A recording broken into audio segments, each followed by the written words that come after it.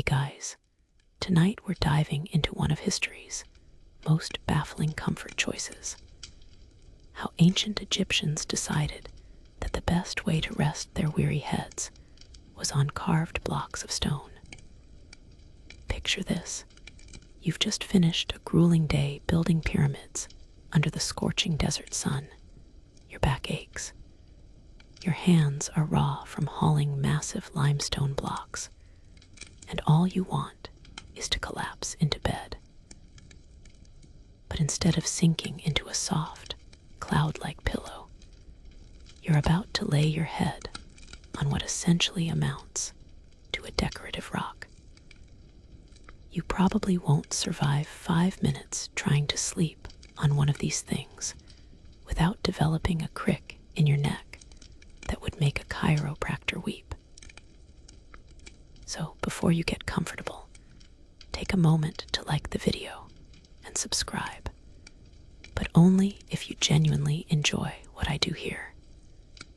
And hey, drop a comment letting me know where you're listening from and what time it is in your corner of the world.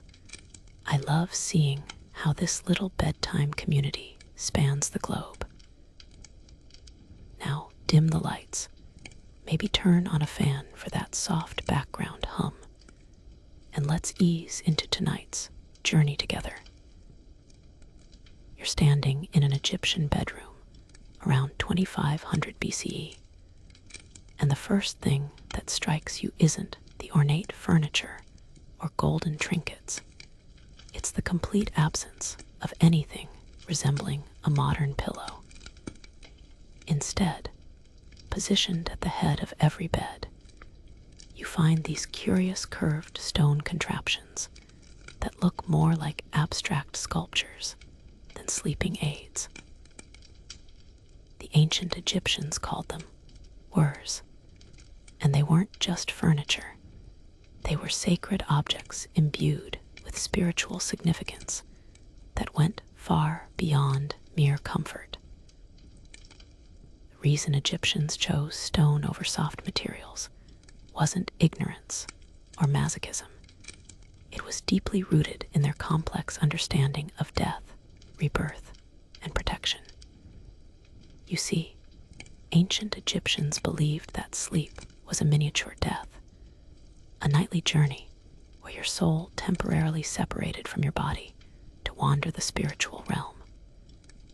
During this vulnerable state, evil spirits and demons could potentially possess your unguarded form or steal your soul entirely. The stone headrest served as a magical barrier. Its hard surface and sacred carvings creating an impenetrable fortress around your most vital body part, your head, which housed your consciousness and connection to the divine. Historians have documented that wealthy Egyptians often owned multiple headrests, each carved from different stones believed to offer specific protections. A limestone headrest might ward off nightmares, while a granite one could ensure prophetic dreams. Some families passed down headrests through generations, each inheriting not just a piece of furniture, but a repository of ancestral protection and accumulated spiritual power. The construction of these stone pillows required incredible skill and patience. Master craftsmen would spend weeks selecting the perfect stone, examining its grain, color, and spiritual properties before beginning the delicate carving process. The basic design featured a curved top that cradled the neck, supported by a central pillar that often depicted protective deities, sacred animals, or hieroglyphic spells. The base was typically rectangular and heavy enough to remain stable throughout the night's tossing and turning. But here's where it gets interesting.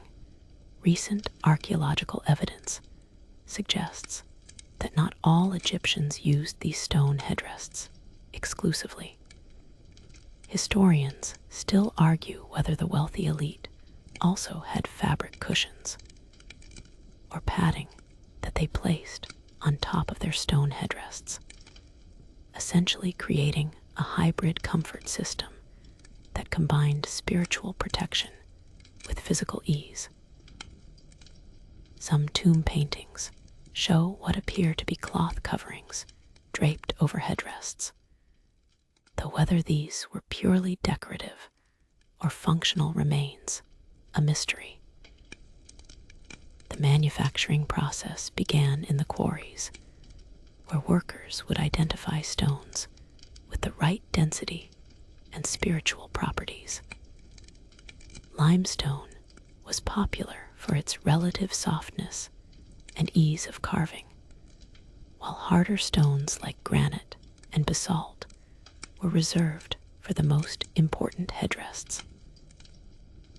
The selected stone chunks were then transported to workshops in major cities like Memphis and Thebes, where specialized headrest craftsmen, a distinct profession in ancient Egyptian society, would begin their meticulous work. You can imagine the workshop filled with the rhythmic tapping of copper chisels against stone, the scraping of bronze files, smoothing rough edges, and the gentle swoosh of sand being used as an abrasive to achieve the perfect finish. The air would be thick with stone dust, and workers would wear cloth masks to protect their lungs, a surprisingly modern safety practice for such an ancient craft. You're now following an Egyptian headrest artisan through the bustling markets of ancient Memphis, where stones aren't just building materials, they're carriers of divine power, each type offering different spiritual benefits to the sleeping soul.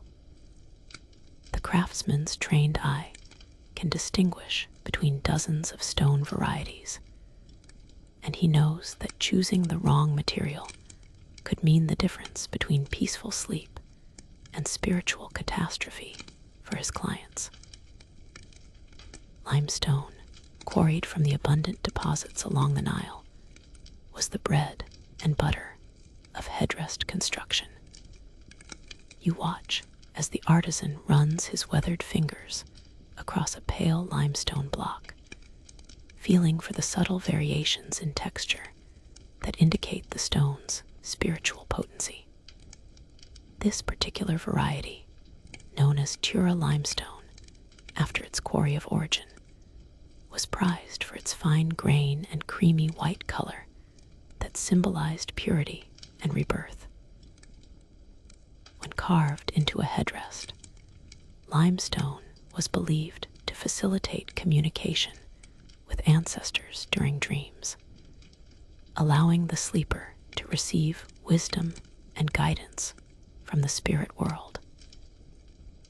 But limestone was just the beginning of the Egyptian stone pillow spectrum.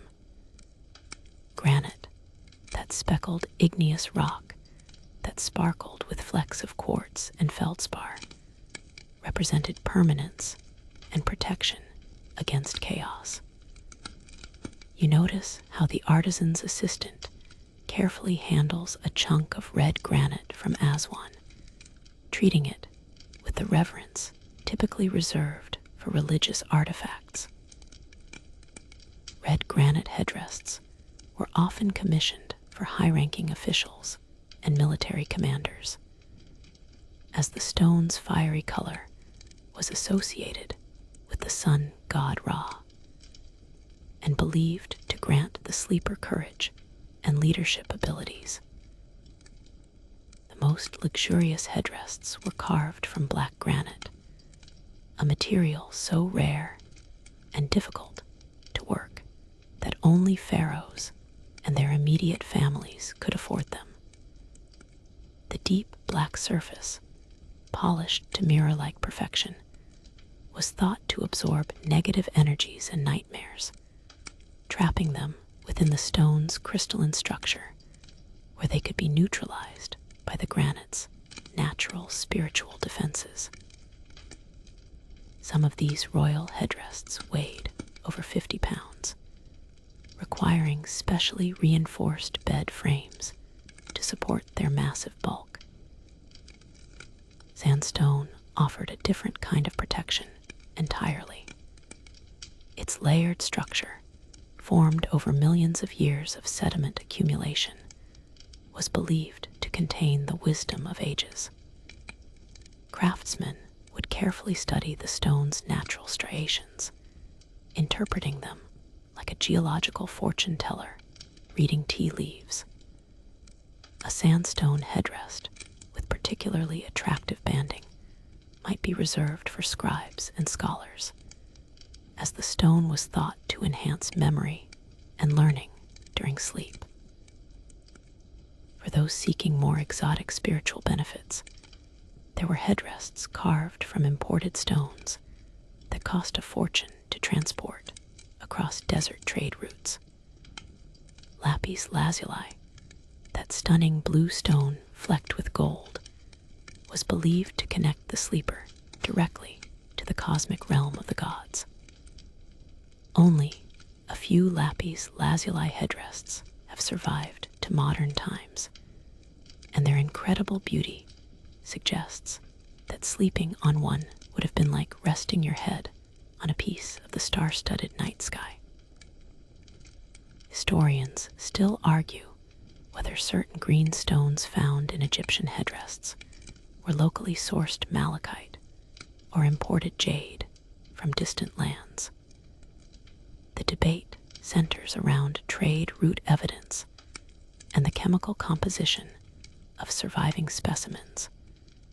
But what's certain is that green stone headrests were associated with fertility and growth, making them popular among young couples hoping to conceive children.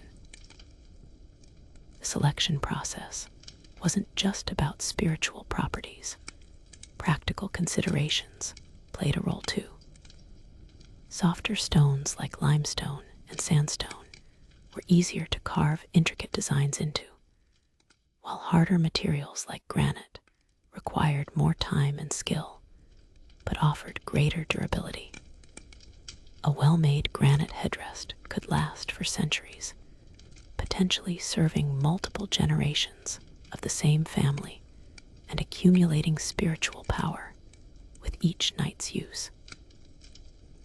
Quarry workers developed an almost supernatural ability to identify the best stones for headrest construction.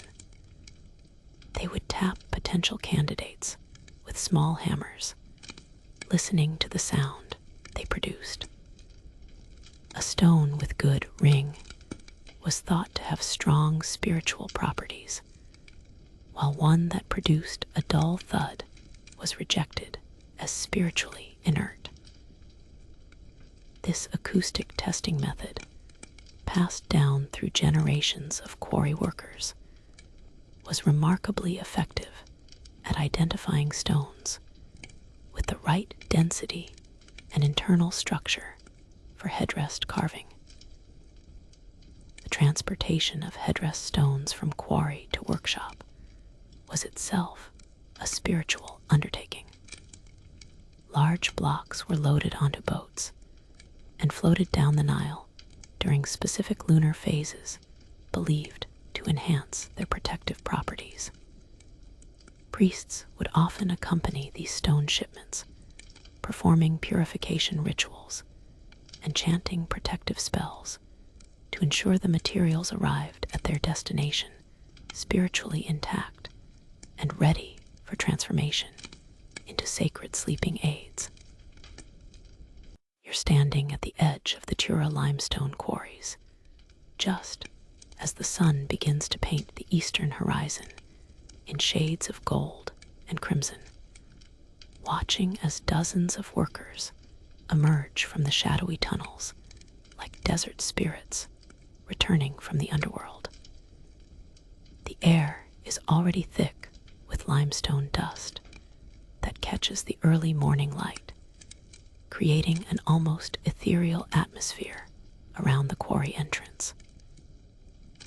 These men are about to descend into depths that would make modern miners nervous, armed with nothing more than copper tools, rope, and an intimate knowledge of stone that's been passed down through generations.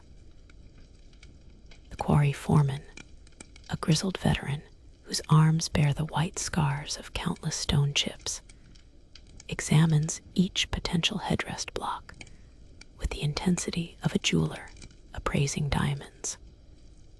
He knows that not every piece of limestone is suitable for pillow construction.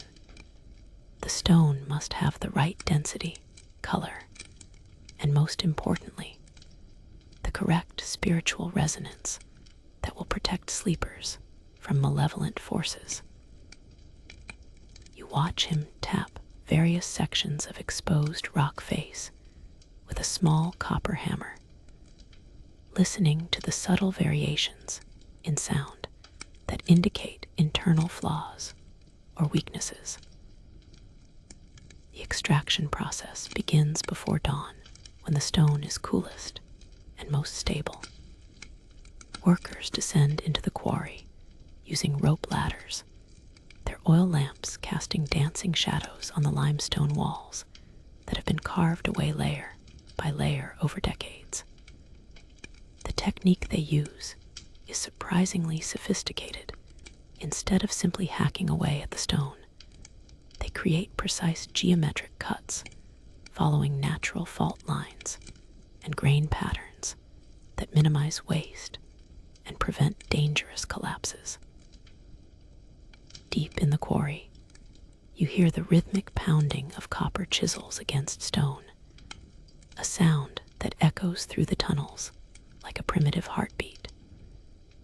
Each worker specializes in a specific aspect of extraction. Some are experts at identifying the best cutting angles. Others excel at the delicate work of separating blocks from the mother rock without causing cracks that would render the stone useless for headrest construction. The most skilled quarrymen can predict exactly how a block will split just by examining its surface texture and color variations. The physical demands of quarry work were brutal even by ancient standards. Workers labored in cramped spaces where the temperature remained constant year-round, but the air was thick with dust that gradually destroyed their lungs. Many quarrymen developed a distinctive cough that marked them as members of this dangerous profession, and their life expectancy was significantly shorter than farmers or craftsmen. Yet the work paid well enough to attract volunteers, and some quarry families maintained their positions for generations, developing hereditary knowledge of stone behavior that couldn't be learned from books. Historians have discovered evidence that quarry workers used surprisingly advanced techniques to test stone quality before extraction. They would drill small holes in potential blocks and fill them with water, then observe how quickly the liquid was absorbed. Stones that absorbed water too rapidly were rejected as too porous for headrest construction, while those that repelled water entirely were considered too dense and difficult to carve. The ideal headrest stone had just the right porosity to allow for detailed carving while maintaining structural integrity. But here's where the story gets really interesting. Recent archaeological findings suggest that quarry workers may have used controlled fires to fracture large stone formations, essentially creating ancient controlled explosions. They would build fires against rock faces, and then douse them with cold water, causing rapid thermal expansion and contraction that cracked the stone along predictable lines. This technique allowed them to extract much larger blocks than would have been possible with hand tools alone. The transportation of quarried blocks from extraction site to the Nile was an engineering marvel in itself. Workers constructed elaborate ramp systems using smaller stones and wooden logs, allowing them to roll massive limestone blocks up steep inclines using a combination of human power and primitive pulley systems. Some of these blocks weighed several tons and required coordinated effort from dozens of workers pulling in perfect synchronization. Quarry accidents were common and often fatal. Cave-ins could trap workers for days or kill them instantly, and the constant exposure to stone dust caused respiratory problems that plagued quarrymen throughout their lives. Despite these dangers, the quarries operated continuously, driven by the insatiable Egyptian demand for stone pillows among all social classes. Even modest households aspired to own at least one stone headrest, creating a steady market for quarried limestone. The seasonal nature of quarry work was dictated by the Nile's flooding cycle. During flood season, when agricultural work was impossible, many farmers would seek temporary employment in the quarries, swelling the workforce and allowing for increased stone extraction. These seasonal workers brought fresh perspectives and techniques from other trades, leading to innovations in quarrying methods that improved both efficiency and safety. Historians still argue whether quarry workers received special religious protections, or if their dangerous profession was considered spiritually contaminated by constant contact with raw, unblessed stone. Some evidence suggests that quarrymen underwent purification rituals before entering sacred spaces, while other sources indicate they held honored positions in society as providers of materials essential for spiritual protection during sleep. You're now inside the workshop of Keti, master headrest carver of Memphis, where the air hums with the quiet intensity of artisans transforming raw stone into objects of spiritual power. The workshop itself is a marvel of organization. Different sections are dedicated to various stages of headrest creation, from initial rough shaping to the delicate final polishing that can take weeks to achieve.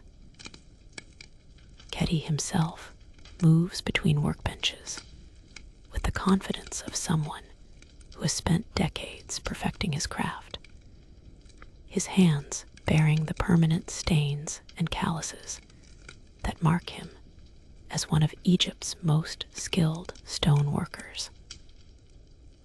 The first step in headrest creation involves what craftsmen call reading the stone, a process that's part geology, part artistry, and part spiritual divination.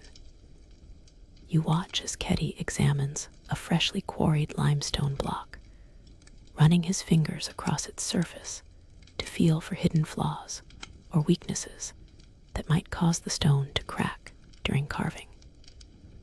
He taps different sections with a small copper mallet, listening to the subtle variations in sound that reveal the stone's internal structure. A master craftsman can predict with uncanny accuracy how a piece of stone will behave under the chisel, knowledge gained through years of experience and countless ruined blocks. The tools of the headrest trade are surprisingly simple yet incredibly effective in skilled hands. Copper chisels of various sizes dominate the workshop, each designed for specific cutting tasks. Wide, flat chisels are used for removing large amounts of material during the initial shaping phase, while narrow, pointed tools allow for the intricate detail work that distinguishes a master's headrest from an apprentice's crude attempt.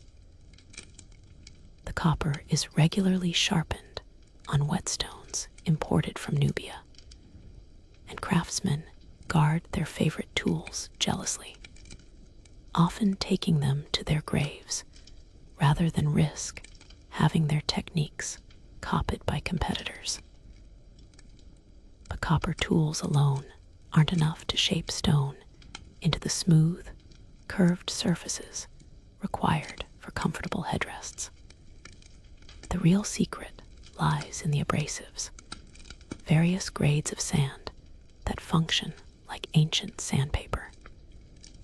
Fine desert sand is used for initial smoothing, while specially imported sand from certain Nile tributaries provides the grit needed for detailed surface finishing. The most valuable abrasive is a type of crushed quartz that creates the mirror-like polish seen on the finest headrests. But this material is so expensive that only royal commissions justify its use. The basic headrest design follows a template that has remained unchanged for centuries, yet each craftsman brings his own subtle variations to the form. The curved top section, which cradles the sleeper's neck, must be precisely calculated to provide support without causing discomfort. Too shallow, and the head will slide off during sleep too deep, and the neck will be strained into an unnatural position. Master craftsmen develop an intuitive understanding of human anatomy that allows them to carve the perfect curve for different body types and sleeping positions. The central support column presents the greatest opportunity for artistic expression and spiritual customization. This is where craftsmen carve the protective deities, sacred animals, and hieroglyphic spells that transform a simple stone block into a powerful talisman.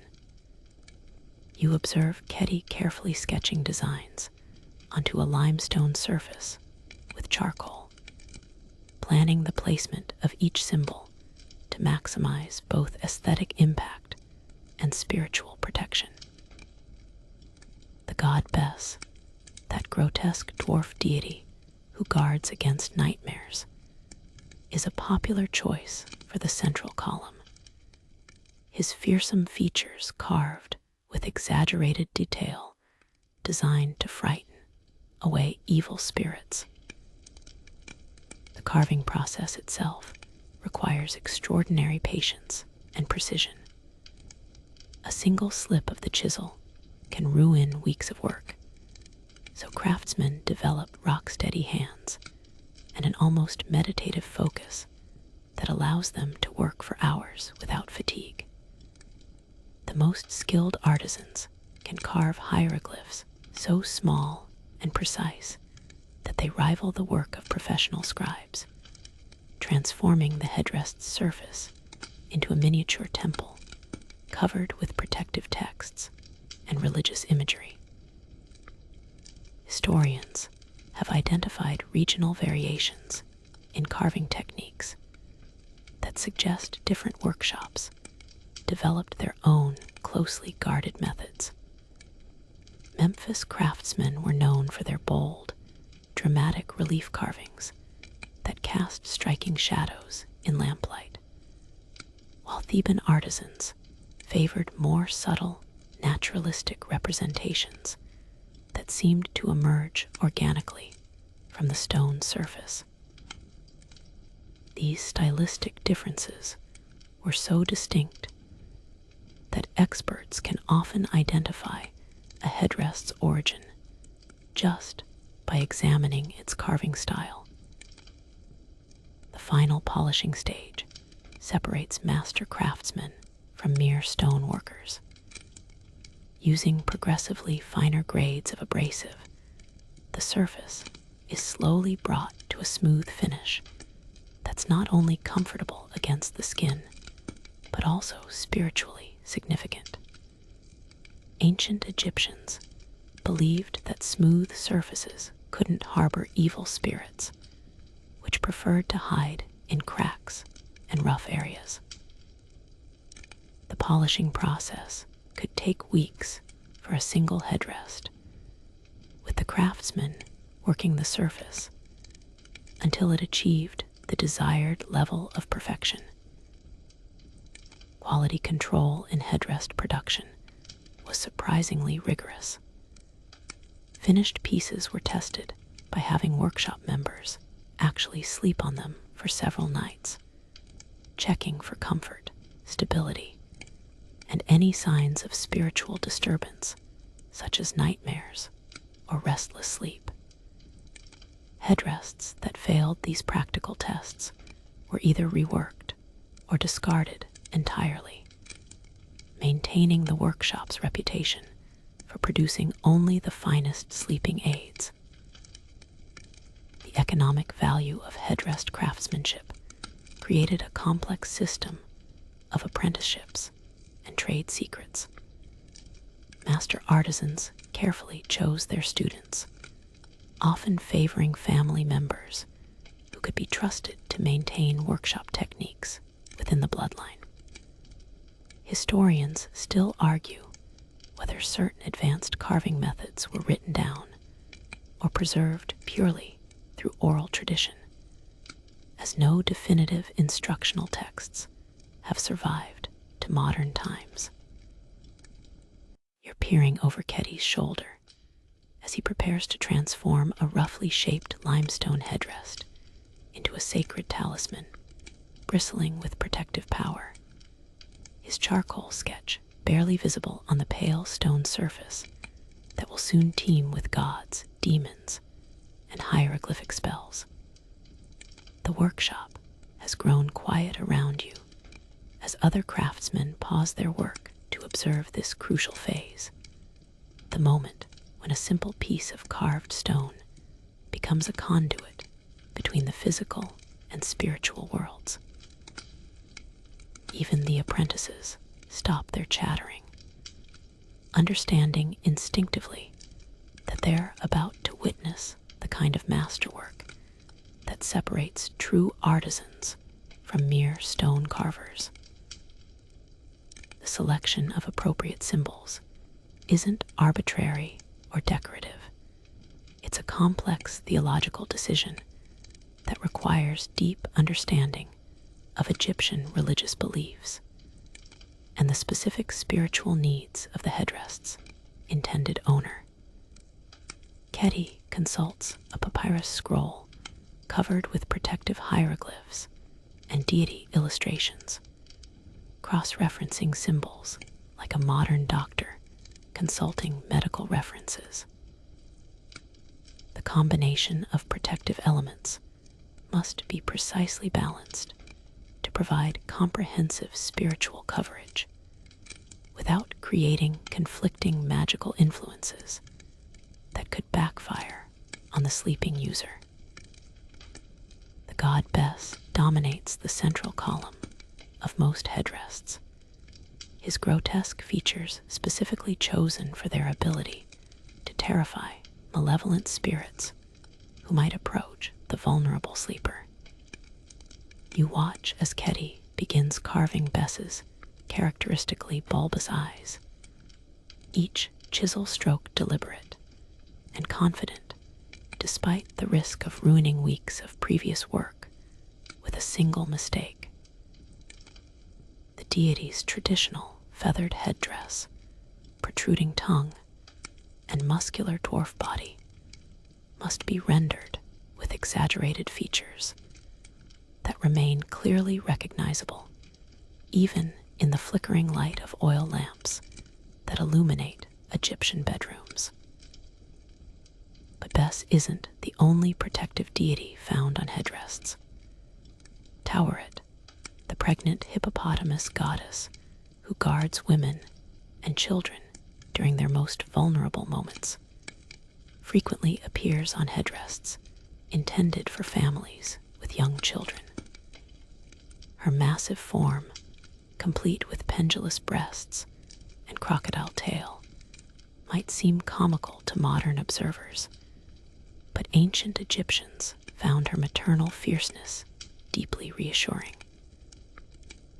Keti's version of Taweret shows her standing upright in a protective stance, her hands positioned to ward off approaching threats. The hieroglyphic texts carved around these divine figures aren't random religious quotations. They're carefully selected spells from the Egyptian Book of the Dead and other magical texts, specifically chosen to provide protection during sleep. Some headrests feature abbreviated versions of the negative confession, where the deceased declares their innocence of various sins before the gods. By sleeping with these words literally supporting their heads, Egyptians believed they were preparing their souls for eventual judgment in the afterlife, while simultaneously declaring their spiritual purity to any demons who might consider possession.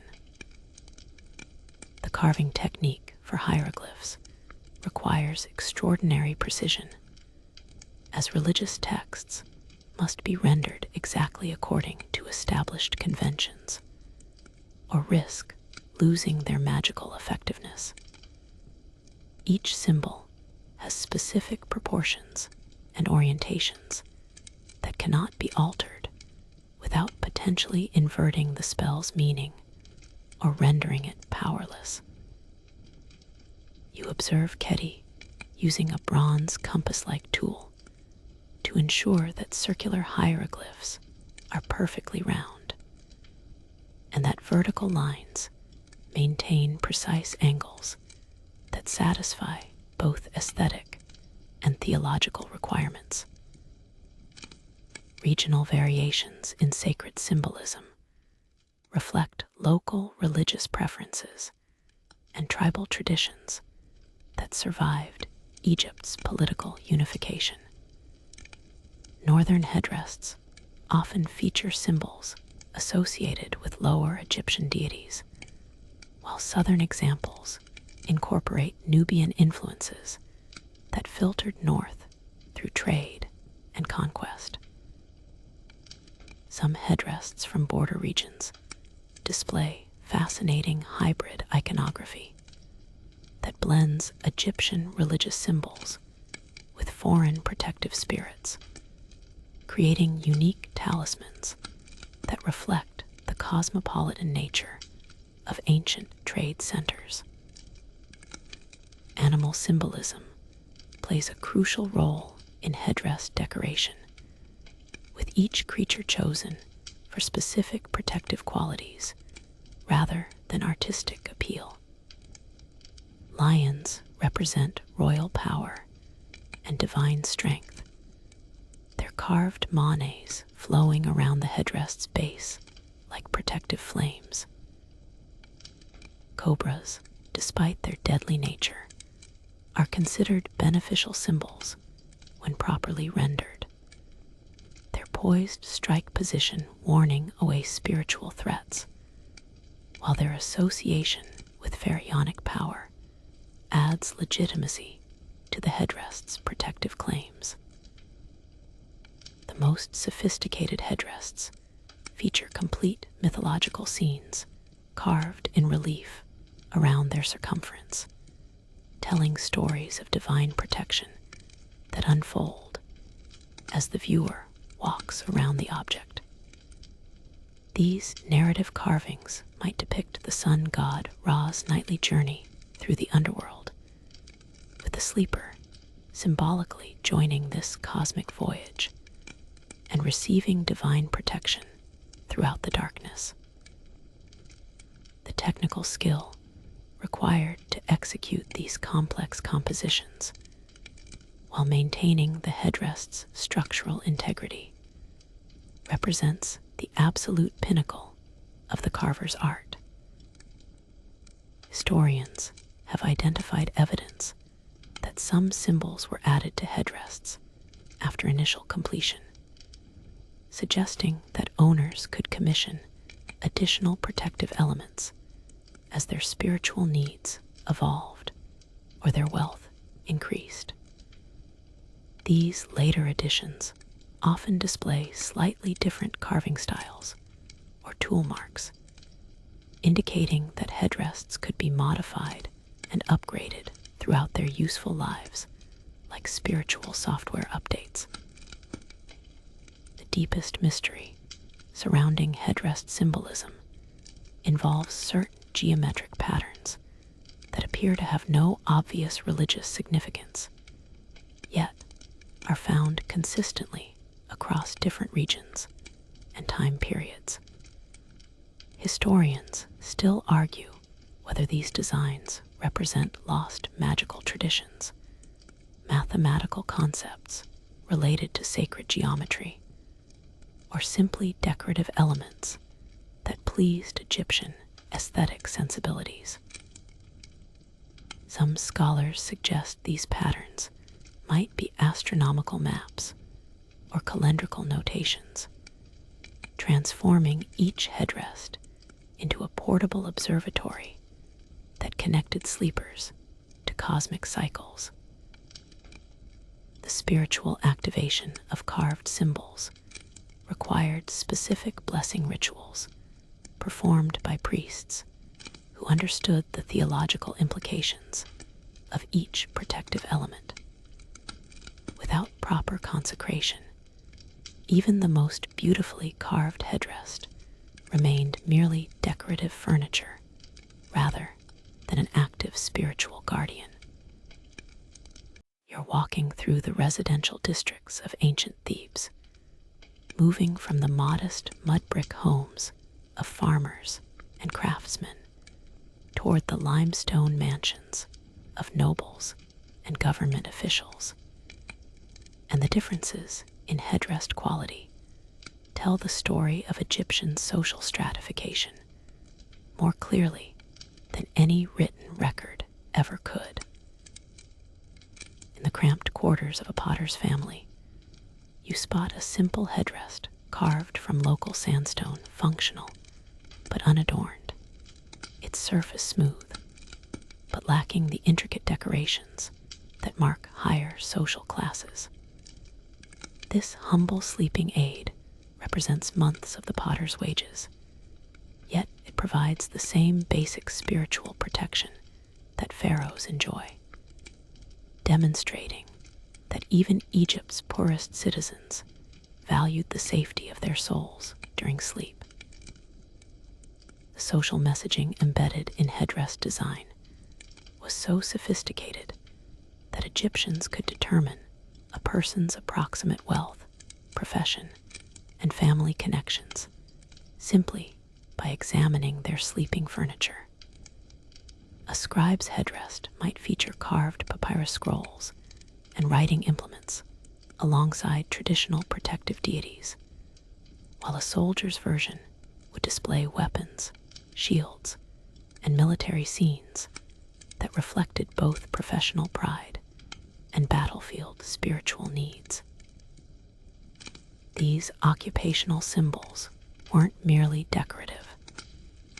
They represented appeals to patron deities for professional success and protection against job-specific dangers.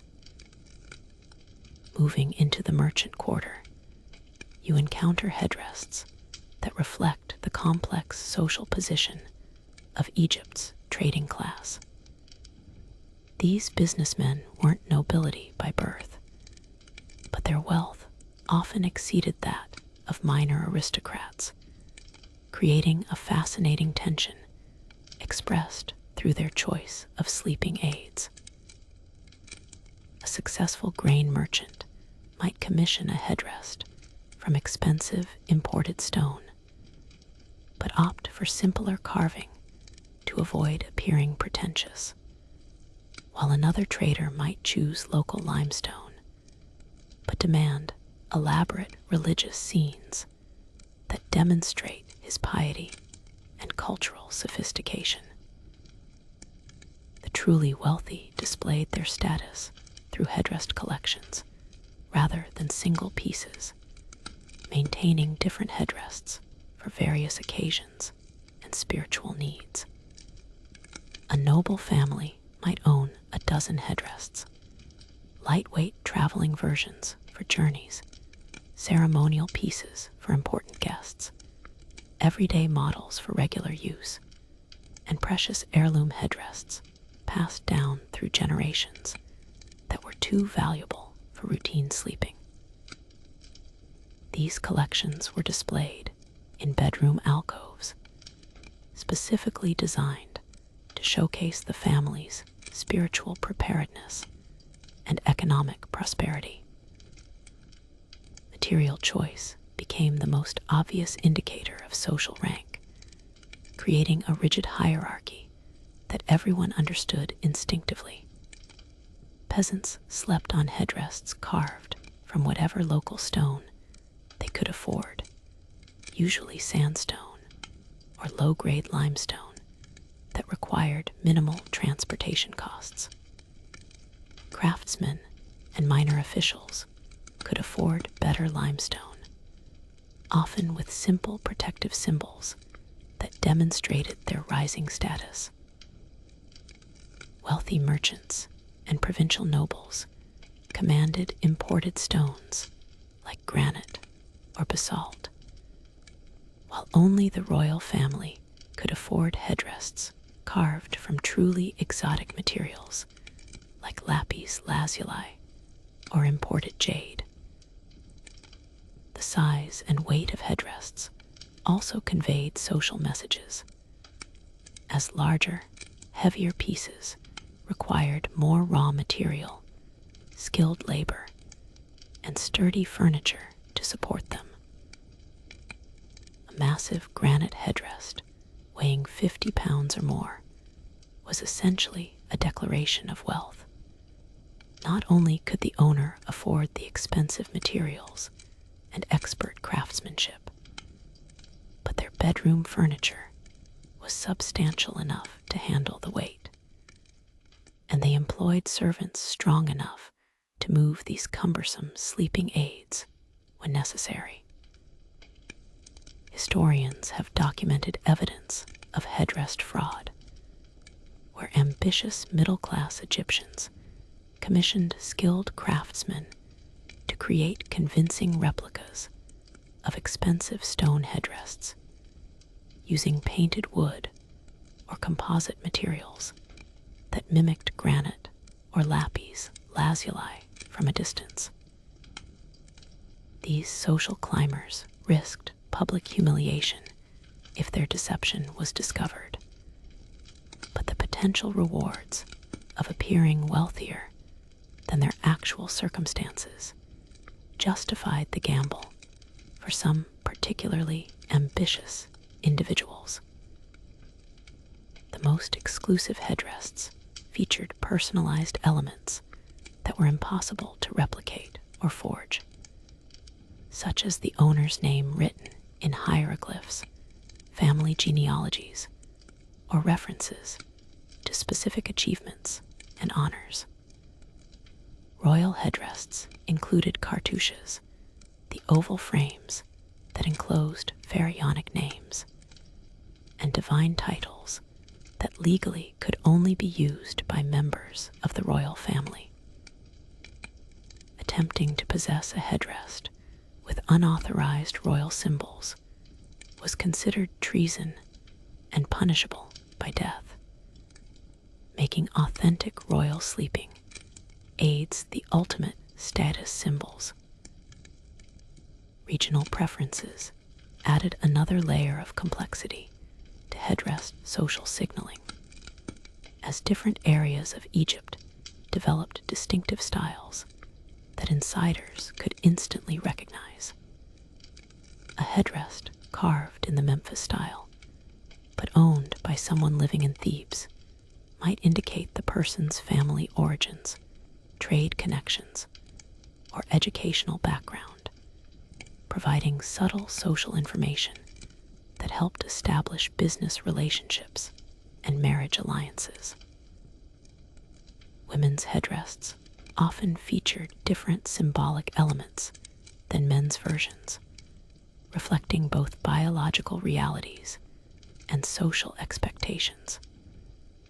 Female headrests frequently included fertility symbols, protective goddesses associated with childbirth, and family-oriented religious scenes that emphasized their roles as mothers and household managers. The most expensive women's headrests might include precious metal inlays or gemstone decorations that functioned as portable jewelry collections, demonstrating the family's wealth while providing spiritual protection. Historians still argue whether children used smaller versions of adult headrests, or if special designs were created specifically for young sleepers.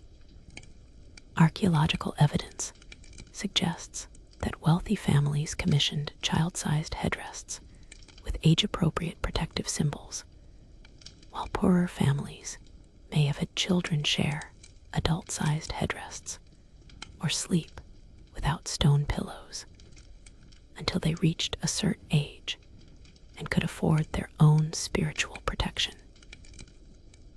The inheritance of headrests created complex family dynamics, as these objects accumulated spiritual power over generations, while simultaneously representing significant financial value. Family disputes over headrest inheritance could last for years, with relatives arguing over which pieces carried the most protective power and which represented the greatest monetary worth.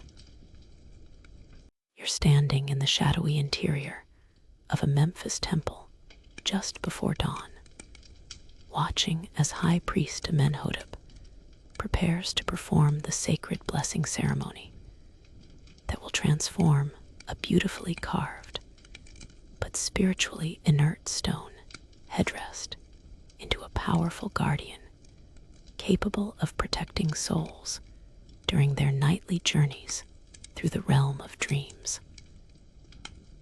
The air is thick with frankincense and myrrh, expensive imports from distant lands that signal the importance of this ritual, while flickering oil lamps cast dancing shadows across the temple walls, covered with hieroglyphic texts that describe the cosmic battles between order and chaos that rage every night while mortals sleep. The blessing ceremony itself is a complex ritual that draws from multiple Egyptian religious traditions, combining elements of funerary rites, protective magic, and divine invocation into a comprehensive spiritual activation process. Amenhotep moves through the preliminary stages with practiced precision, first purifying the headrest with water from the sacred lake that surrounds the temple complex, then anointing it with oils that have been blessed by exposure to sacred relics and divine statues.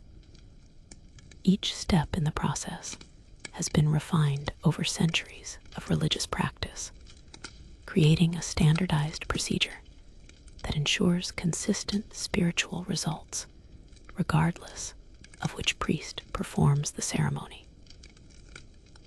The most crucial phase involves the opening of the mouth ritual, traditionally performed on mummy wrappings to restore the deceased's ability to speak, eat, and breathe in the afterlife. When applied to headrests, This ceremony awakens the carved protective deities and activates the hieroglyphic spells that cover the stone surface, essentially bringing the headdress to life as a spiritual entity capable of independent action against threatening forces. You watch as a menhotep touches a ceremonial adze to various parts of the carved figures, symbolically opening their eyes, ears, and mouths so they can see approaching dangers, hear the sleeper's prayers for protection, and speak defensive spells throughout the night.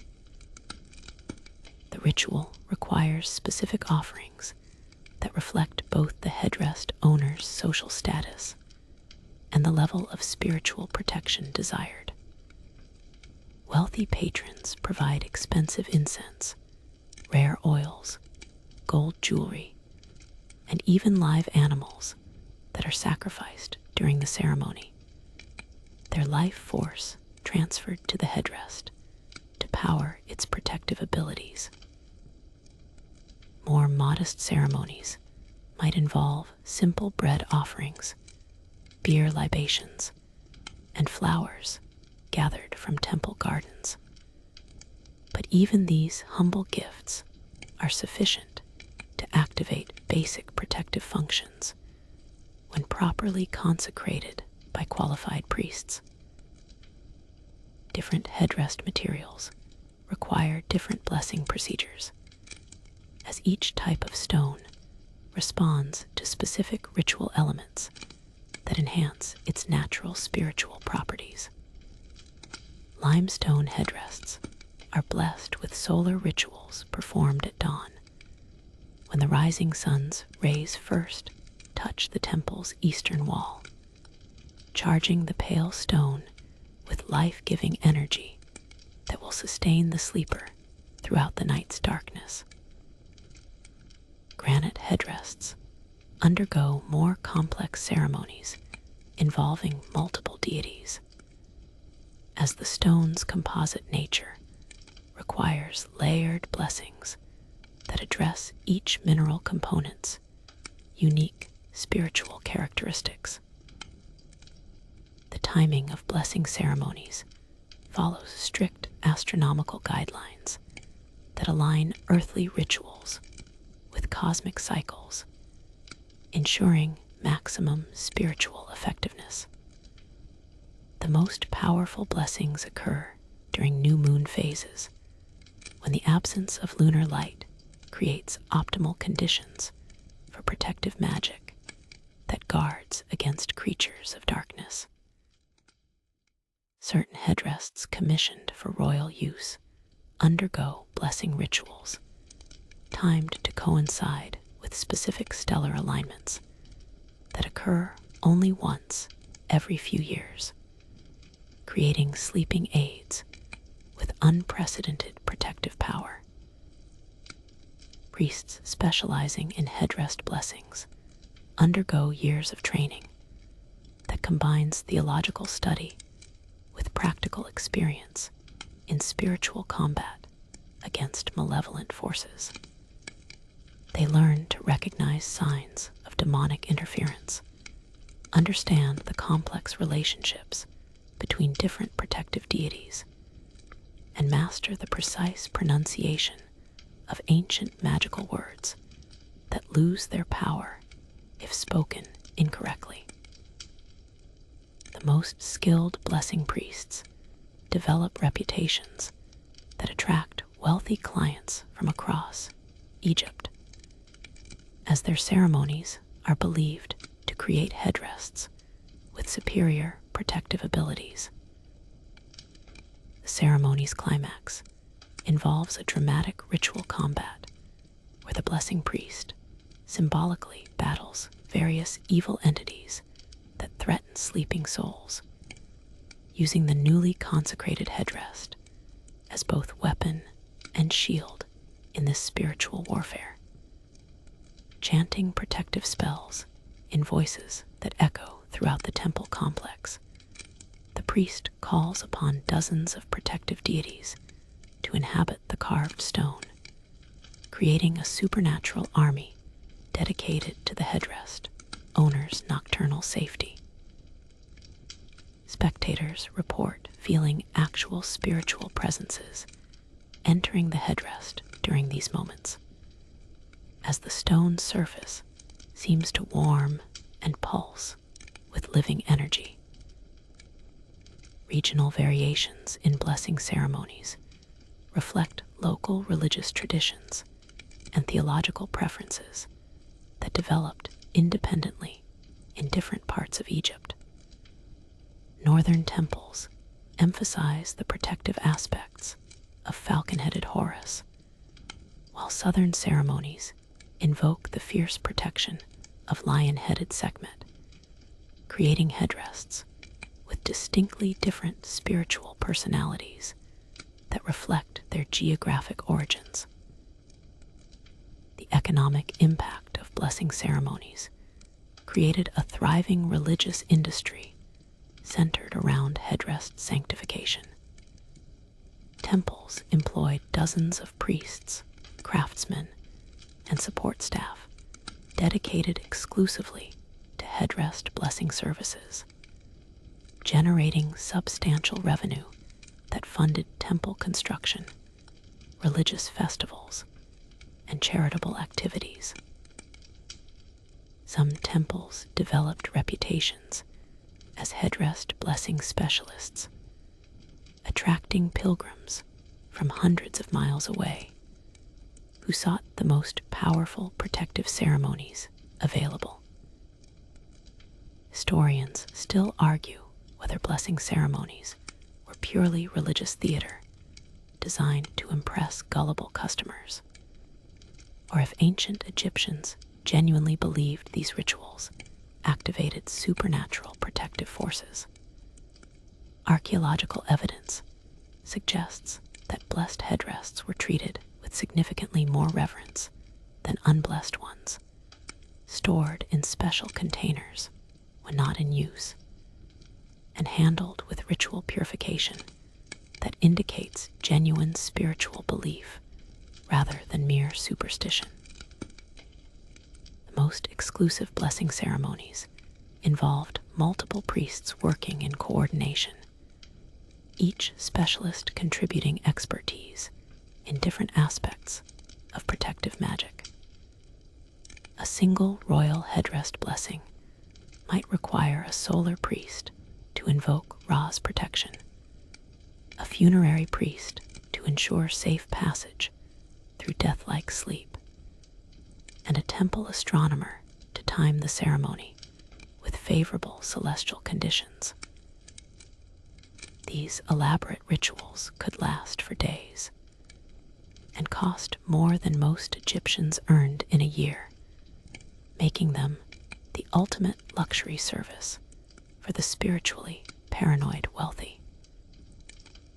You're lying in an Egyptian bedroom as the last oil lamp flickers and dies, about to experience firsthand what it's like to rest your head on a stone pillow that feels like it was designed by someone who clearly never experienced a migraine. The transition from vertical to horizontal living requires a complete mental adjustment, as everything you thought you knew about comfortable sleep gets thrown out the window, along with any hope of tossing and turning during the night. That perfectly carved limestone curve that looked so elegant in the craftsman's workshop now feels like a medieval torture device, specifically designed to remind you that ancient Egyptians had a very different relationship with comfort than modern humans. The secret to surviving a night on a stone headrest lies in the preparation rituals that wealthy Egyptians developed over centuries of practice. You discover that the headrest isn't meant to be used bare. Layers of linen padding, carefully folded to precise thicknesses, transform the hard stone into something approaching tolerable.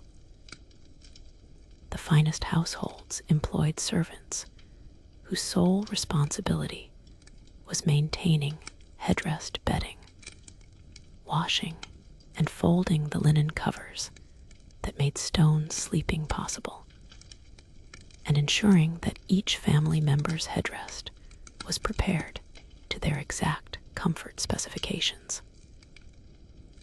The positioning technique requires practice and patience that would challenge even experienced yoga practitioners. Your neck must align perfectly with the headrest's curve, your shoulders positioned to avoid the stone edges, and your entire body arranged to maintain stability throughout the night without rolling off the narrow sleeping surface. Wealthy Egyptians spent years perfecting their headrest sleeping posture, developing muscle memory that allowed them to maintain proper alignment even while unconscious. Daily maintenance of stone headrests was surprisingly complex, involving both physical cleaning and spiritual purification that kept the protective magic functioning at peak efficiency. Every morning, servants would carefully wash the headrest with sacred water, removing any spiritual contamination that might have accumulated during the night's battles against malevolent forces. The stone surface was then polished with fine oils that not only maintained its smooth finish, but also recharged its protective properties through ritual application of blessed substances. The most sophisticated headrest users developed elaborate bedtime routines that resembled modern spa treatments more than simple sleep preparation. Wealthy women might spend an hour preparing for bed, applying fragrant oils to their skin, braiding their hair in styles that wouldn't tangle on the stone surface, and positioning jewelry and amulets to complement their headrest's protective capabilities. Men's routines were typically simpler, but no less ritualized, involving prayers, offering small gifts to the headrest's protective deities, and mentally preparing for the spiritual journey that sleep represented. Headrest-related injuries were common enough that Egyptian medical papyri include specific treatments for neck strain, shoulder pain, and pressure sores caused by prolonged contact with stone surfaces. Physicians developed specialized massage techniques, herbal remedies, and even primitive cushioning systems designed to help patients adjust to stone pillow use without suffering permanent damage. The most successful treatments involved gradual adaptation periods where new headrest users slowly increased their stone sleeping time over several months. Seasonal adjustments to headrest use reflected the practical realities of sleeping on stone in Egypt's variable climate.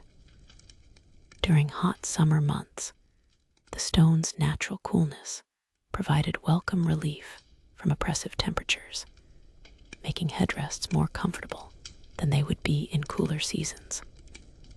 Winter nights required additional padding and heated stones placed nearby to warm the headrest surface before use, creating elaborate heating systems that wealthy households maintained throughout the cold season. The psychological adaptation to stone sleeping involved overcoming deeply ingrained comfort expectations and developing new sleep associations that replaced softness with security. Successful headrest users learned to associate the stone's hardness with spiritual protection rather than physical discomfort, essentially reprogramming their minds to find comfort in what modern sleepers would consider torture. This mental training often involved meditation techniques and religious practices that shifted focus from physical sensation to spiritual safety. Traveling with headrests created logistical challenges that required careful planning and substantial resources. Wealthy Egyptians maintained lightweight traveling headrests carved from softer stones that could be transported more easily, while others employed servants whose primary job was carrying and protecting their master's sleeping equipment during journeys. Some merchants specialized in headrest transportation services, offering padded containers and expert handlers who could ensure valuable sleeping aids arrived at their destinations undamaged. Historians have identified evidence of headrest sharing practices among less wealthy families, where expensive stone pillows were passed between family members according to complex schedules that ensured everyone received adequate spiritual protection. Children might use adult headrests on alternating nights, while elderly family members received priority during periods of illness or spiritual vulnerability. These sharing arrangements required sophisticated household management and created social dynamics that reflected both practical economics and religious beliefs. The most dedicated headrest users developed calluses and physical adaptations that made stone sleeping more tolerable over time. Regular users' neck muscles strengthened to support proper alignment, their skin toughened to resist pressure sores, and their sleep cycles adjusted to accommodate the reduced movement that stone pillows demanded. These physical changes marked experienced headrest users as members of an exclusive club that outsiders couldn't easily join. Headrest hygiene involved more than simple cleaning, as the stone surface could harbor bacteria, oils, and spiritual contaminants that threatened both physical health and supernatural protection. Wealthy households employed specialized servants who understood the complex requirements of headrest maintenance, using specific cleaning agents, purification rituals, and storage techniques that preserved both the stone's condition and its magical properties throughout years of regular use.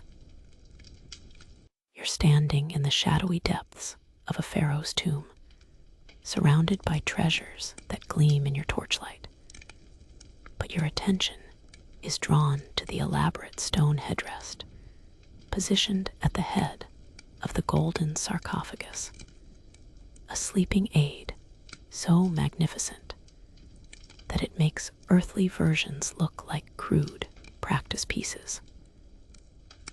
This isn't just furniture. It's a spiritual vehicle designed to carry the deceased pharaoh's soul through the treacherous landscape of the afterlife, where the familiar demons of earthly sleep are replaced by cosmic horrors that could destroy an unprepared soul for eternity.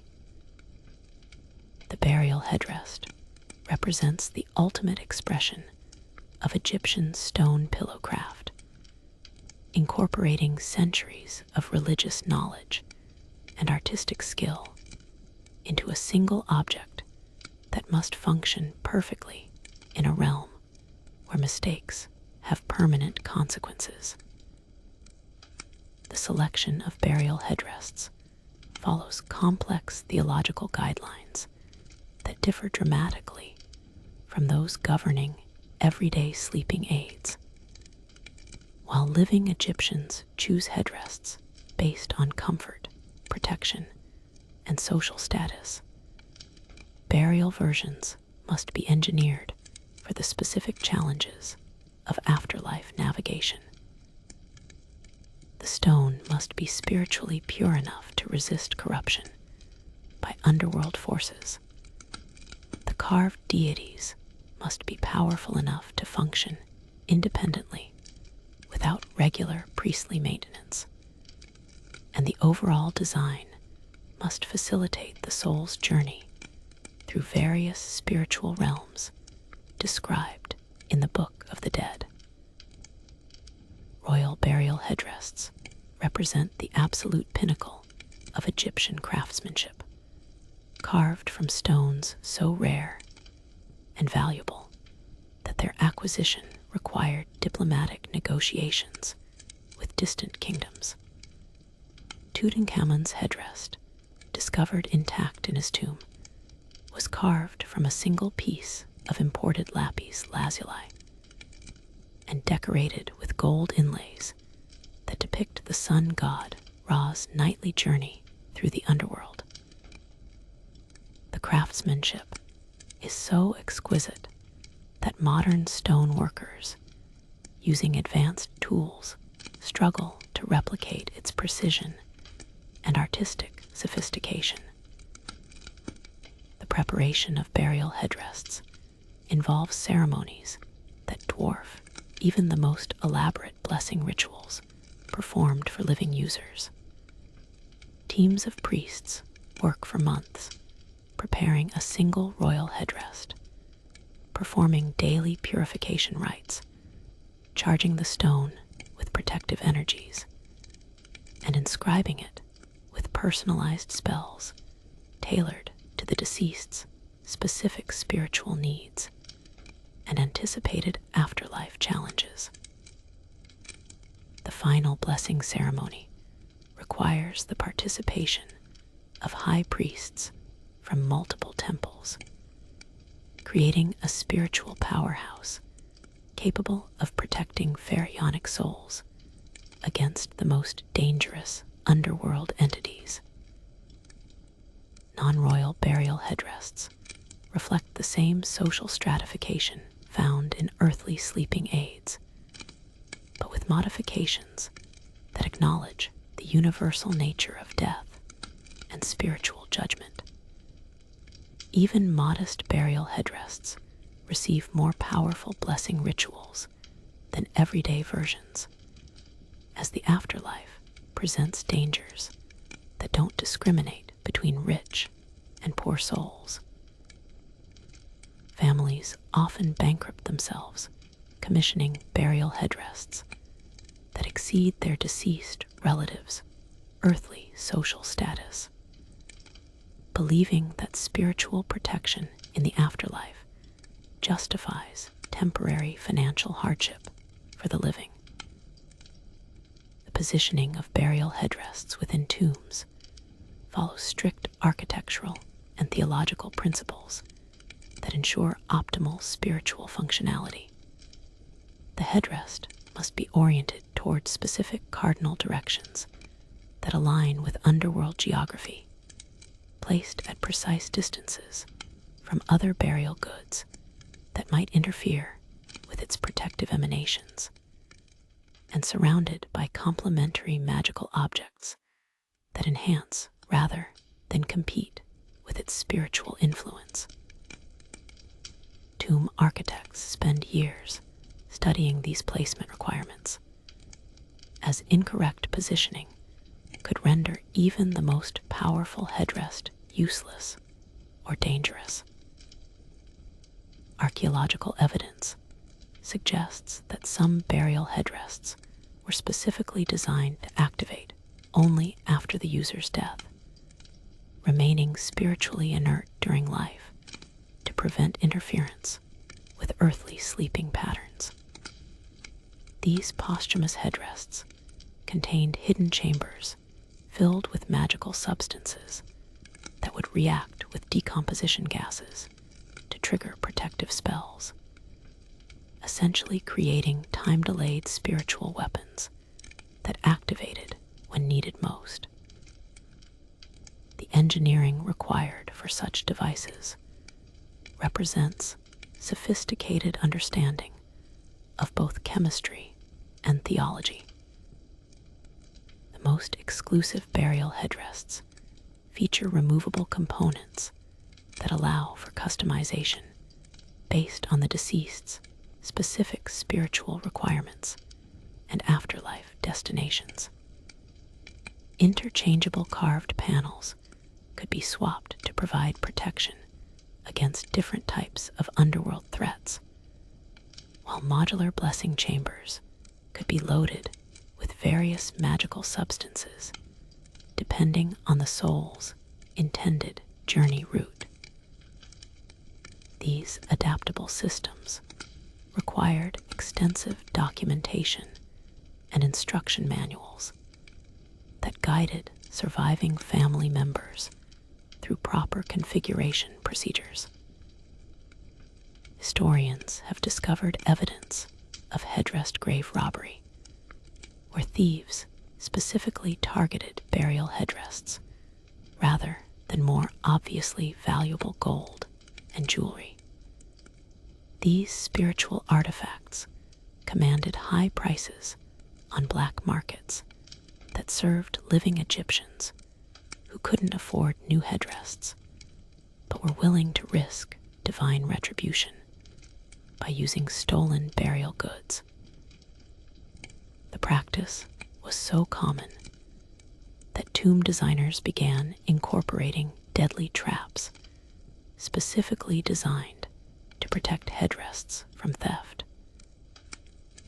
Regional burial traditions created fascinating variations in headrest design and function that reflect local beliefs about afterlife geography and spiritual requirements.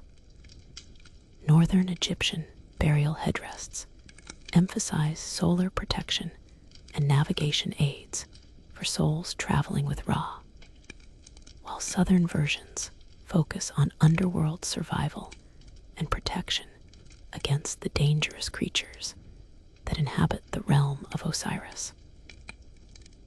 These regional differences were so pronounced that experienced tomb robbers could identify a burial's geographic origins just by examining the headrest style.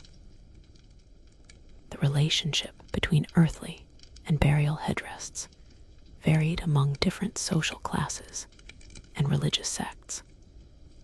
Some wealthy Egyptians commissioned matching sets that allowed them to maintain spiritual continuity between life and death, while others preferred burial headrests with completely different protective capabilities that addressed the unique challenges of posthumous existence.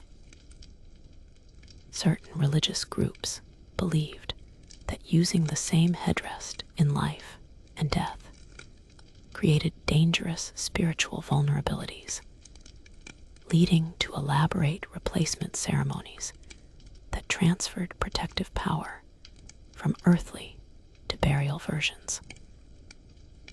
Historians still argue whether burial headrests were intended to function permanently, or if they were designed to dissolve or become inert after successfully completing their protective duties.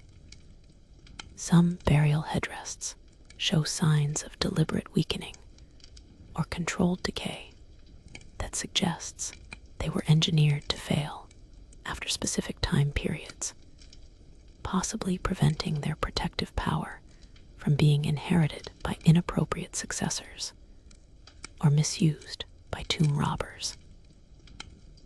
The most sophisticated burial headrests incorporate astronomical alignments that connect the deceased's spiritual journey to cosmic cycles and stellar movements that govern underworld chronology.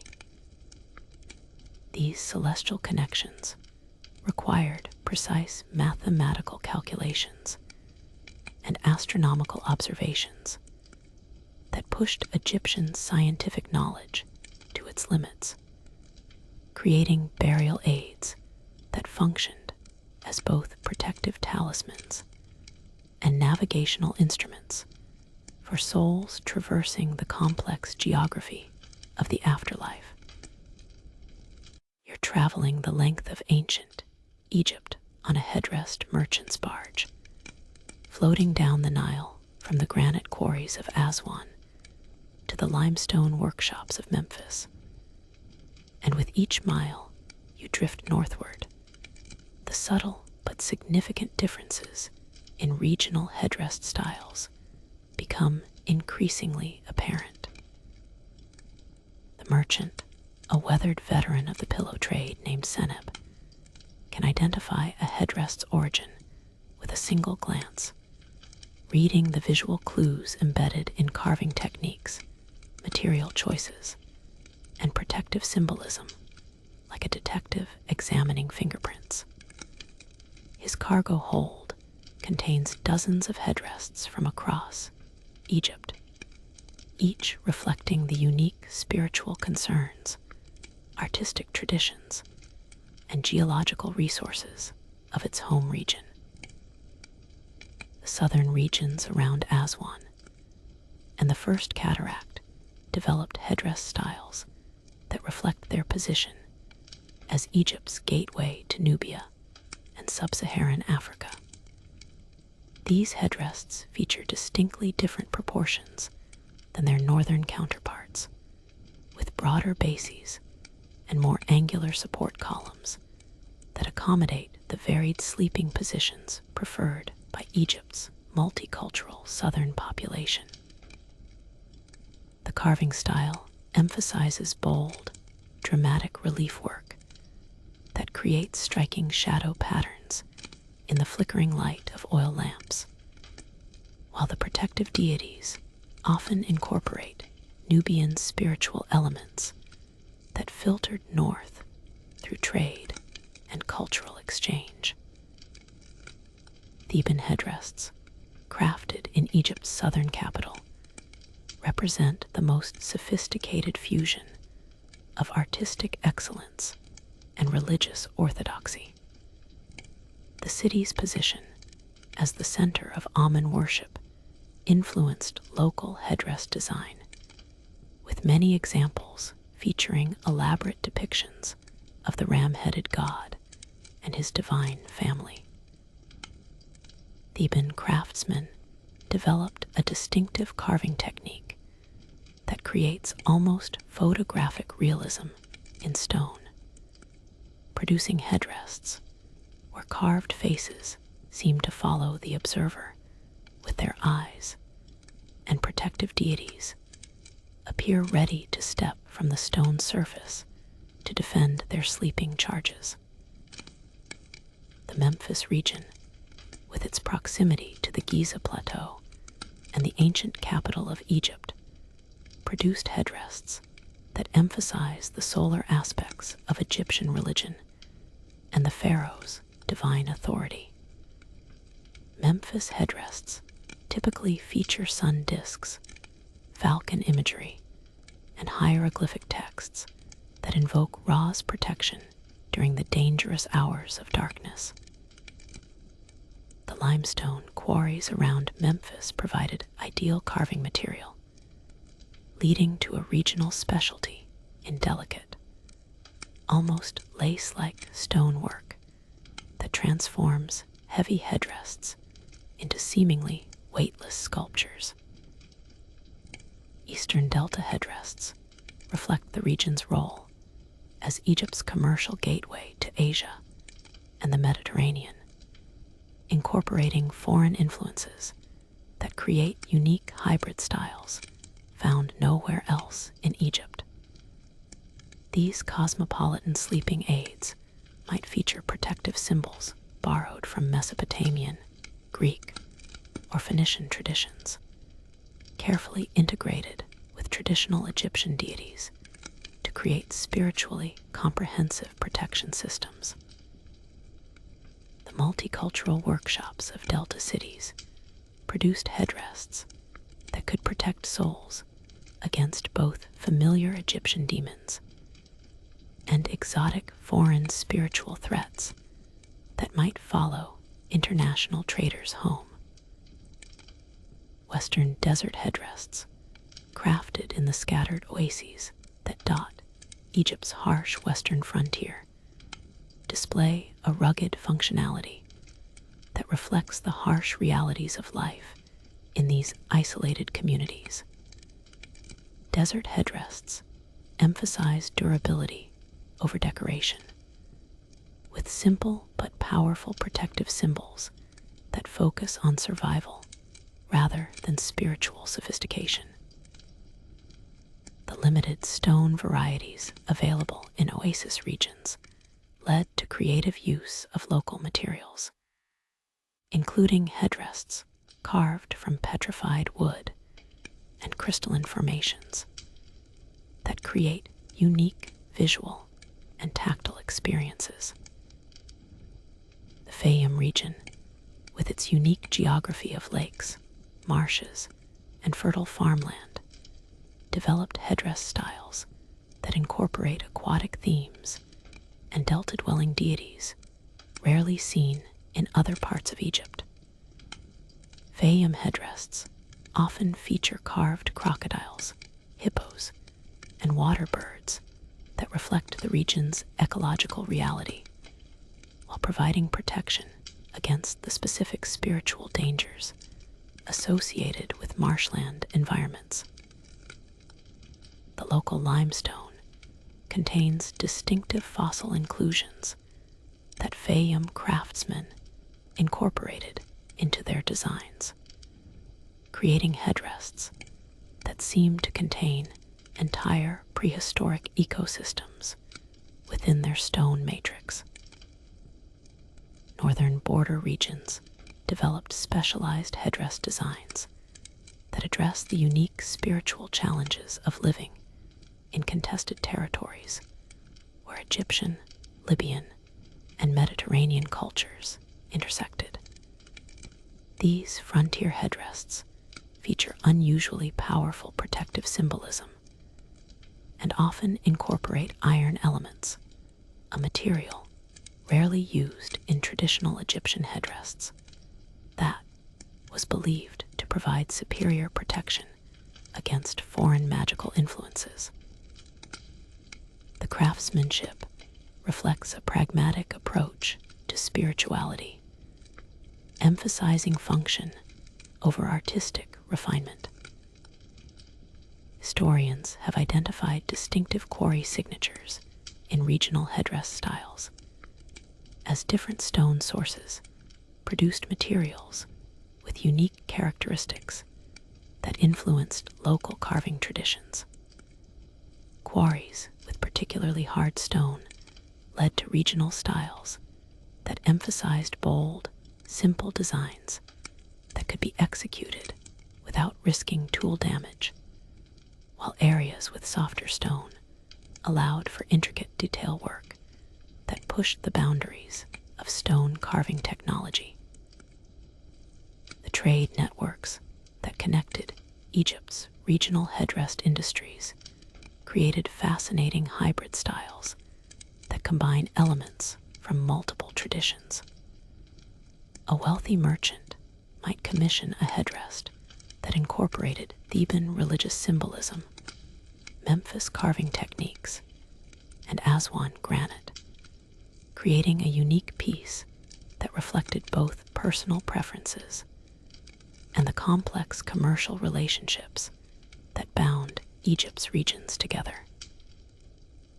Regional variations in headdress blessing ceremonies created distinct spiritual traditions that influenced local carving styles and material preferences.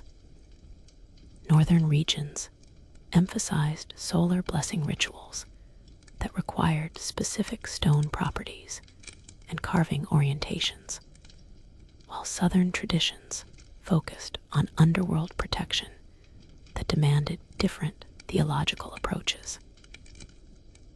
These ceremonial differences meant that headdresses created in one region might be spiritually incompatible with blessing practices in another area.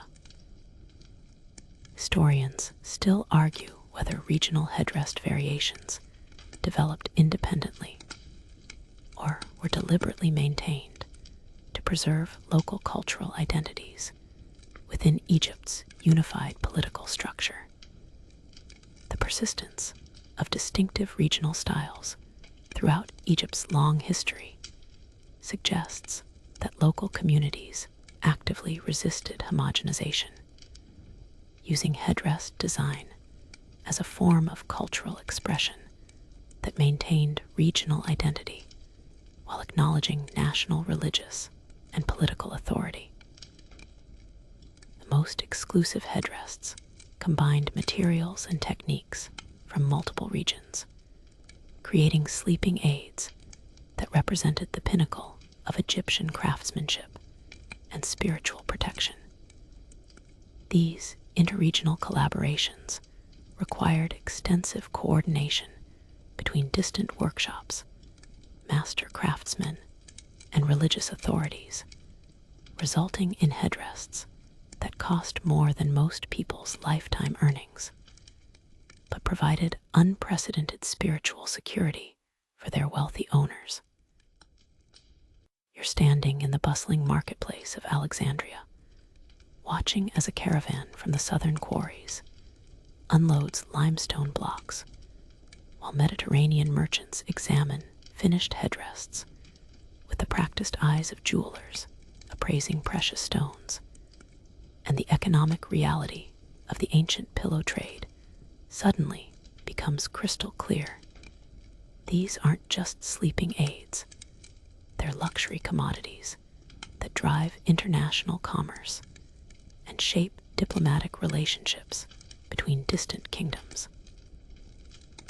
Headrest merchant beside you, a man whose calloused hands and stone dust stained clothing mark him as a veteran of this specialized trade, casually mentions that the granite headrest he's examining is worth more than a small farm, and you realize that ancient Egypt's obsession with stone pillows created an entire economic ecosystem that employed thousands of workers and generated massive wealth for those clever enough to control the supply chains.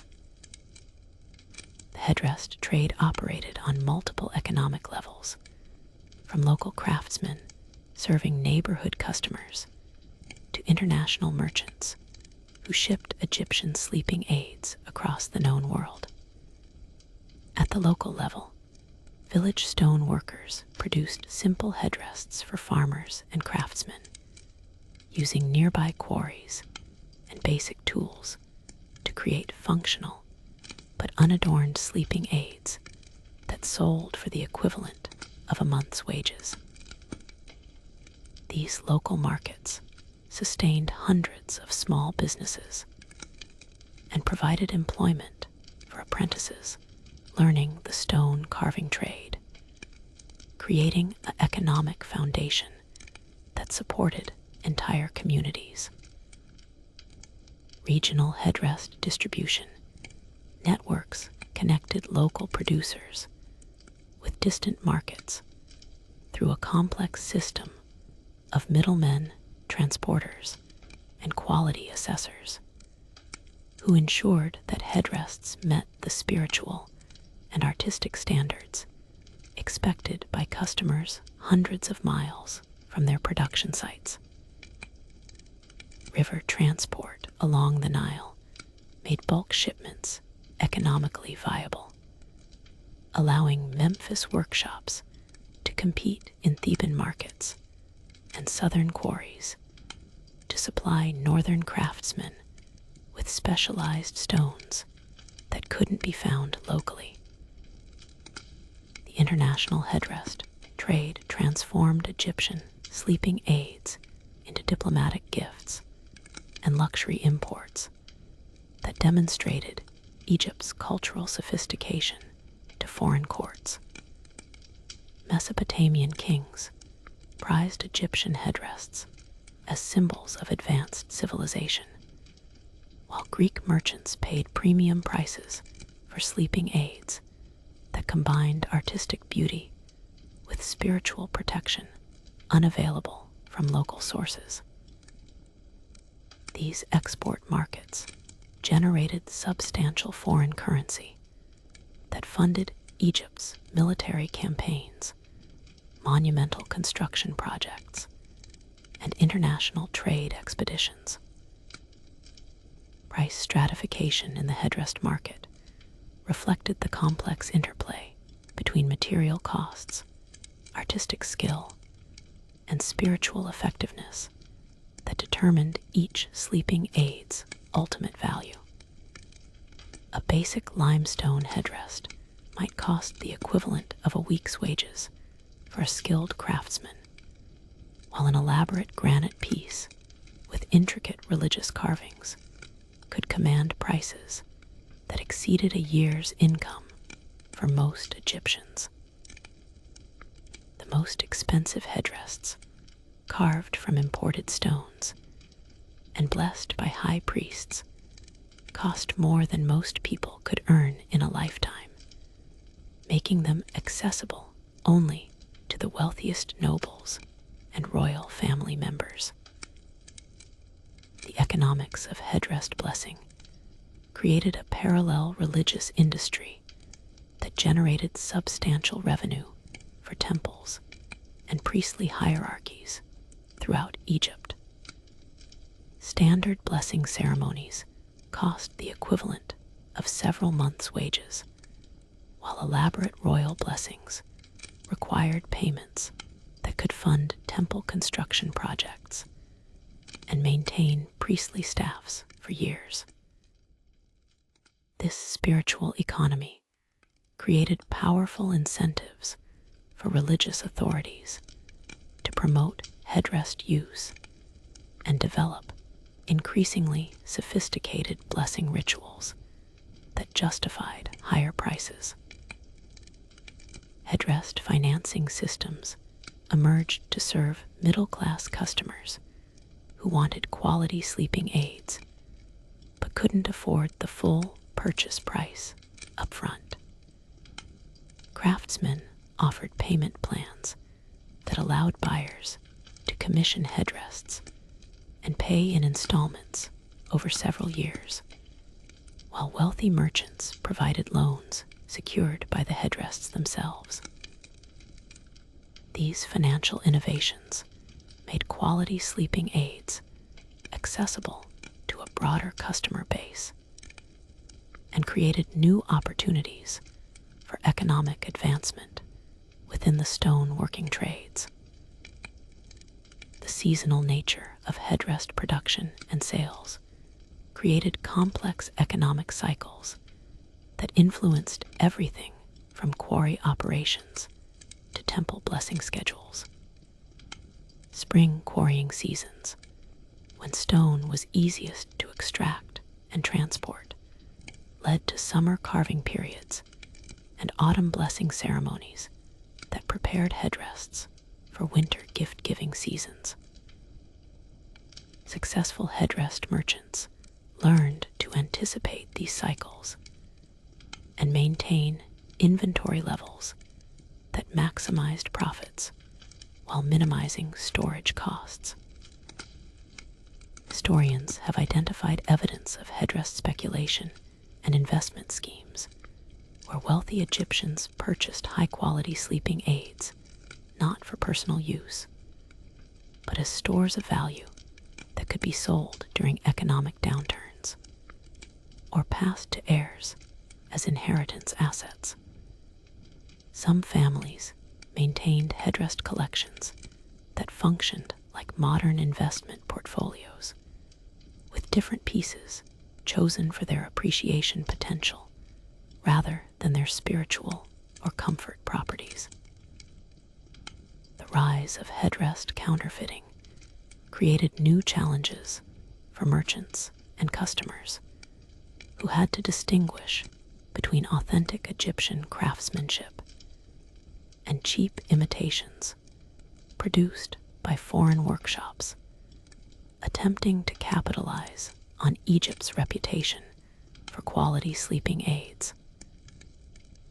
Authentic headrests developed distinctive marking systems and certification procedures that guaranteed their origin and spiritual effectiveness, while counterfeit pieces could be identified by inferior carving quality and inappropriate material choices.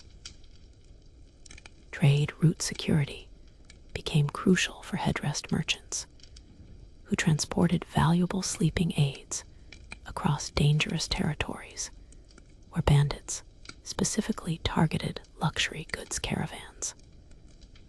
The development of armed escort services, fortified warehouses, and insurance systems that protected against theft and damage created additional layers of economic activity that supported the broader headrest trade ecosystem.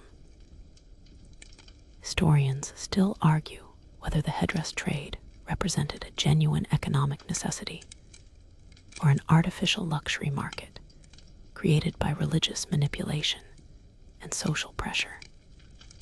The persistence of stone pillow use throughout Egypt's history suggests genuine consumer demand, but the complexity of the spiritual justifications and the enormous profits generated by headrest sales indicate that economic interests may have influenced religious teachings about the necessity of stone sleeping aids.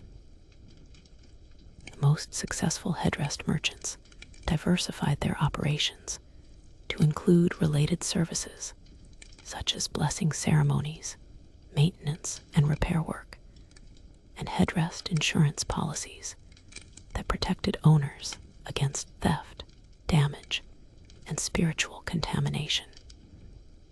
These integrated business models created headrest empires that dominated regional markets and accumulated wealth that rivaled traditional Egyptian industries like agriculture and textile production. International headrest trade agreements between Egypt and foreign kingdoms included specific clauses governing quality standards, spiritual certification, and diplomatic protocols that regulated the export of these culturally significant sleeping aids. These treaties demonstrate the political importance of the headrest trade and its role in maintaining Egypt's international relationships and cultural influence throughout the ancient Mediterranean world. You're lying in your modern bedroom, soft pillow cradling your head, but your mind keeps drifting back to those ancient Egyptian stone carvers who spent their lives transforming cold rock into objects of spiritual protection and surprising beauty.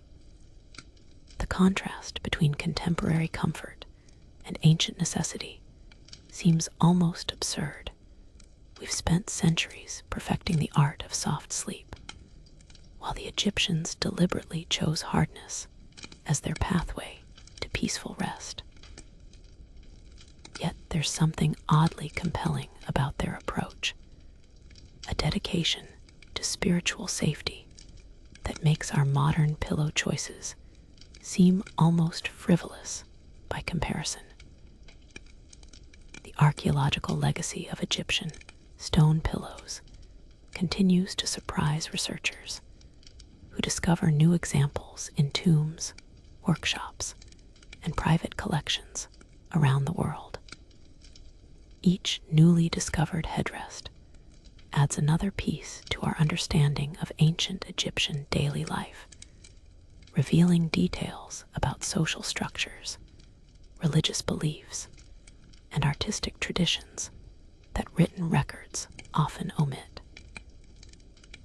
Modern Egyptologists can trace family lineages, workshop traditions, and regional cultural developments through headrest analysis, making these sleeping aids invaluable historical documents carved in stone.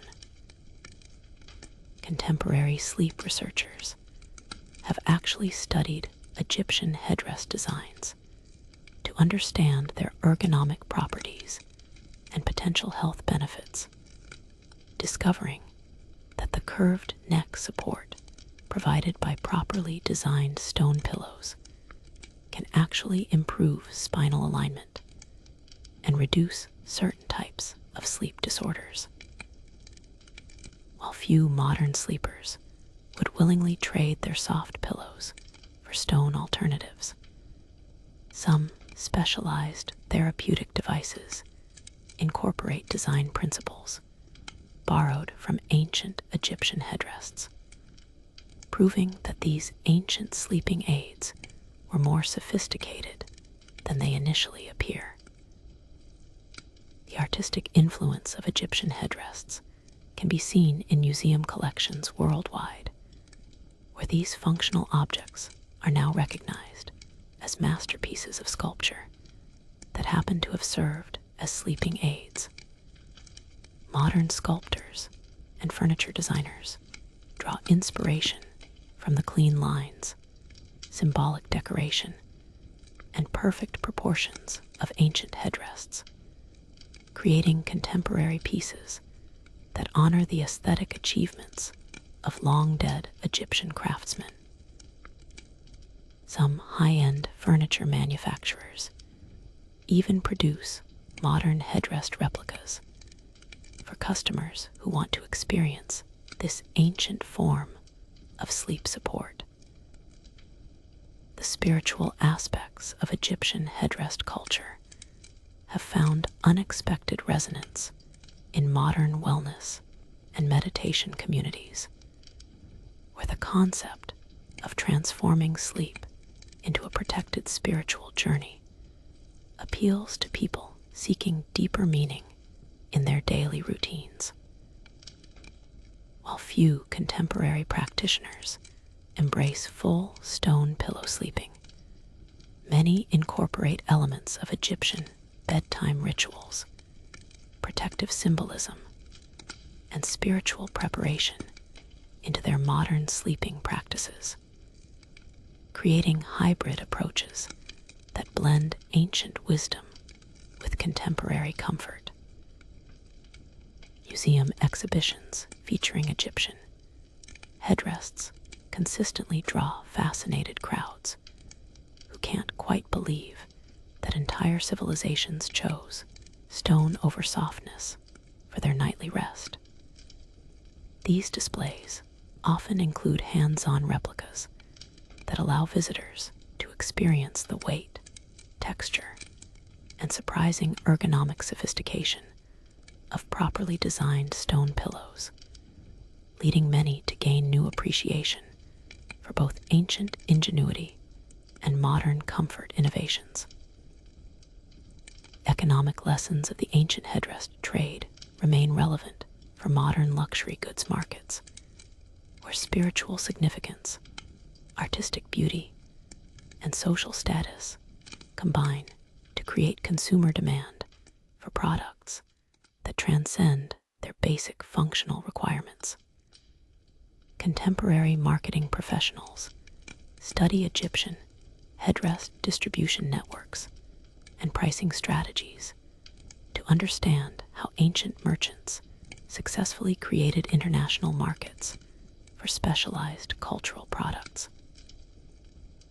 Archaeological evidence suggests that Egyptian headrest traditions influenced sleeping practices throughout the ancient Mediterranean world, with Greek, Roman, and Mesopotamian cultures adopting modified versions of stone pillow technology. This cultural transmission demonstrates the powerful appeal of Egyptian spiritual and artistic innovations, which spread far beyond Egypt's political boundaries to influence the daily lives of people across the ancient world. Historians continue to debate whether Egyptian stone pillows represent an evolutionary dead end in sleep technology or a sophisticated solution to spiritual and practical challenges that modern society has forgotten how to address.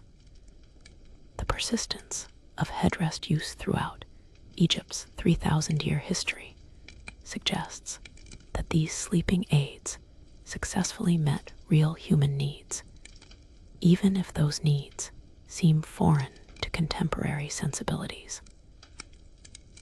The conservation challenges posed by ancient headrests require cutting-edge technology and international cooperation to preserve these artifacts for future generations.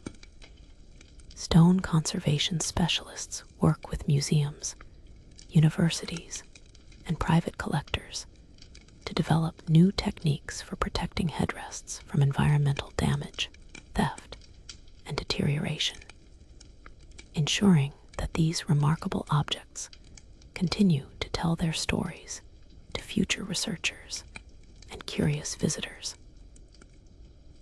Modern attempts to recreate authentic Egyptian headrest experiences have led to specialized tourism programs where visitors can sleep on replica stone pillows in reconstructed ancient bedrooms, providing unique insights into the daily realities of ancient Egyptian life. These experimental archaeology programs often surprise participants with the complexity and sophistication of ancient comfort technologies that initially seem primitive and uncomfortable. The digital age has brought new attention to Egyptian headrests through virtual museum collections, 3D scanning projects, and online educational resources that make these artifacts accessible to global audiences who might never visit physical museums.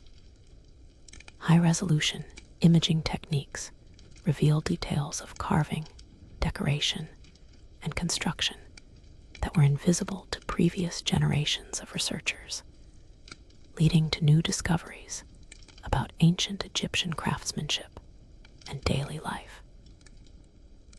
As you settle deeper into your soft, modern pillow, the steady rhythm of your breathing gradually slows, and perhaps there's wisdom in the Egyptian approach. After all their recognition that sleep isn't just about physical rest, but about spiritual renewal and protection from the unknown dangers that darkness brings. Maybe comfort isn't always about softness. Maybe sometimes it's about feeling safe, protected, surrounded by the accumulated wisdom and care of craftsmen who understood that what supports your head also supports your dreams, your hopes, your journey through the mysterious realm where consciousness temporarily retreats and souls wander free. The ancient Egyptians knew something we've perhaps forgotten in our rush toward ever softer pillows, that the deepest comfort comes not from what cradles your body, but from what guards your spirit through the long, vulnerable hours of night. Their stone pillows, cold and hard as they were, provided something more precious than physical ease. They offered the profound peace that comes from knowing you're protected, watched over, safe in the hands of gods and ancestors who understood that true rest requires more than just a soft place to lay your head. It requires the certainty that you'll wake again, whole and unharmed, ready to face another day in a world where the boundary between the physical and spiritual realms grows thin in the darkness, and where the wisdom of stone continues to whisper its ancient promises of protection and peace.